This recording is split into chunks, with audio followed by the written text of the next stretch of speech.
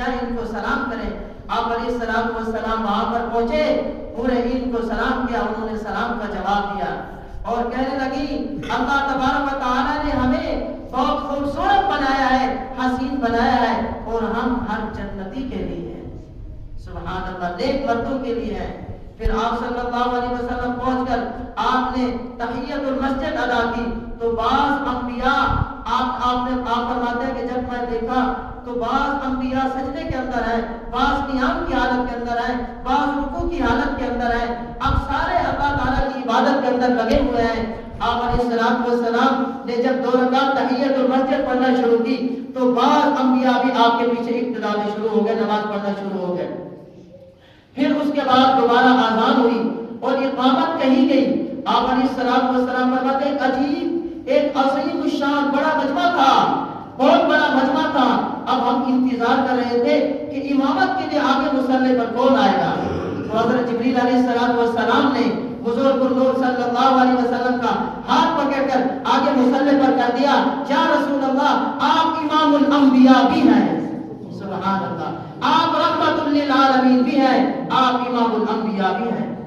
آپ صلی اللہ علیہ وسلم نے نماز پڑھائی، آپ امام الانبیاء بن گئے۔ پھر آپ صلی اللہ علیہ وسلم کا سفر شروع ہوا معراج پر۔ آپ جب آگے جا رہے ہیں تو جب پہلے آسمان پر پہنچے فاستفتح، جبریل علیہ السلام نے دروازہ کھٹکھٹایا، آسمانوں کے بھی دروازے ہیں، پوچھا کون قیل کون؟ کہا کہ جبریل، قیل ومن معک، آپ کے ساتھ کون ہے؟ قال محمد صلی اللہ علیہ وسلم، فرشتے کہنے لگے فقد ارسل الیہ، اے جبریل آپ کو یہ حکم دیا گیا ہے کہ آپ محبوب علیہ السلام کو لے کر ہمارے پاس آئیں، اللہ کی بارگاہ کے اندر لے کر جائیں۔